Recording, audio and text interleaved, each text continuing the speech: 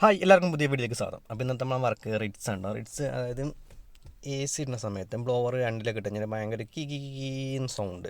അതാണ് കസ്റ്റമറെ കംപ്ലയിൻറ്റ്. രണ്ടിലൊക്കെ ഇടുന്ന സമയത്ത് ചില സമയത്ത് നല്ല സൗണ്ട് ഉണ്ടായിരിക്കും കേട്ടോ, ചില സമയത്ത് സൗണ്ട് ഉണ്ടായിരിക്കില്ല, പക്ഷേ സൗണ്ട് അതാണ് കസ്റ്റമർ കംപ്ലയിൻറ്റ്. അപ്പോൾ കംപ്ലയിൻറ്റ് കിട്ടിയത് അതിൻ്റെ ബ്ലോവർ ഉണ്ടല്ലോ, ബ്ലോവർ മോട്ടറിൻ്റെ കംപ്ലയിൻ്റ് ആണ് കേട്ടോ. ബ്ലോവർ മോട്ടർ ബെയറിങ്ങിൻ്റെ ചെറിയതായിട്ട് അതിന് ഒരു സൈഡിലേക്ക് വരുമ്പോൾ ഒരു സൗണ്ട് വരുന്നു. അപ്പോൾ നമ്മൾ ബ്ലോവർ മോട്ടർ അയക്കാൻ പോകണം. ഇതാണ് ബ്ലോവർ മോട്ടർ, റൈറ്റ് സൈഡിലാണ് ഇതിൻ്റെ ബ്ലോവർ മോട്ടർ വരുന്നത് കേട്ടോ. അപ്പോൾ ഡാഷ്ബോർഡ് ലൈക്കൊന്നും വേണ്ട കേട്ടോ. ഇതിൻ്റെ ബ്ലോവർ മോട്ടർ അയക്കാൻ ഈ സൈഡ് കൂടെ നമുക്ക് അഴിക്കാൻ പറ്റും. ആ ക്ലച്ച് ബട്ടൺ അയച്ചെടുക്കണം. ക്ലച്ച് ബട്ടൺ അയച്ചെടുത്താലേ നമുക്ക് പുറത്തേക്ക് എടുക്കാൻ പറ്റുള്ളൂ കേട്ടോ. അപ്പോൾ ഇത് ഡീസലാണ് വരുന്നത്. അപ്പോൾ ക്ലച്ച് ബട്ടൺ ഒരു 3 നെട്ടുണ്ടായിരിക്കും. ഇവിടെ 2 നെട്ടുണ്ടായിരിക്കും, മുകളിൽ ഒരു ബോൾട്ടും ഉണ്ടായിരിക്കും കേട്ടോ.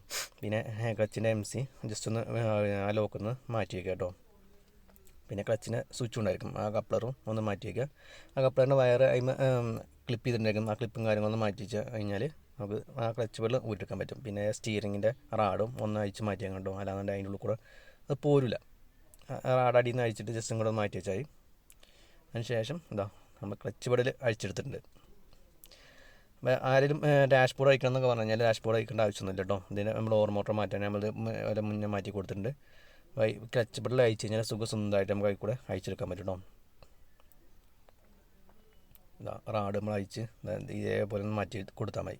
ഇനി ബ്ലോവറിൻ്റെ മുകളിൽ ബ്ലോവറിൻ്റെ സോക്കറ്റ് അത് അഴിച്ച് മാറ്റുക. പിന്നെ ഒരു സ്ക്രൂ ഉണ്ടായിരിക്കും, ആ സ്ക്രൂ അഴിച്ചിട്ട് നേരെ ഒന്ന് ബാക്കിലേക്ക് തിരിച്ചിട്ട് നേരെ പുറത്തേക്ക് എടുത്താൽ മതി കേട്ടോ. അത്രേ ഉള്ളൂ, സിമ്പിളായിട്ട് നമുക്ക് അയക്കാൻ പറ്റും.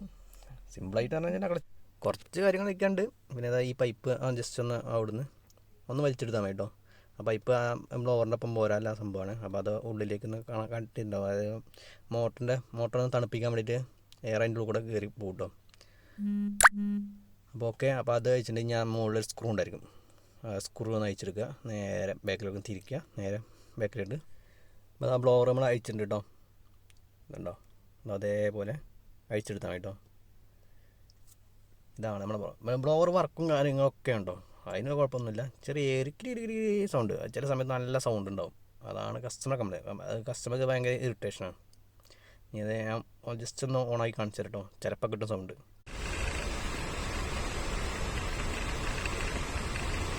അപ്പോൾ ഇതാണ്ട് നമ്മളെ പുതിയ ബ്ലോവറിൻ്റെ മോട്ടർ. ഇനി ഈ മോട്ടർ നേരെ തിരിച്ചതിലേക്ക് ഫിറ്റ് കഴിഞ്ഞാൽ സൗണ്ടും കാര്യങ്ങളൊക്കെ പക്കയോ കേട്ടോ.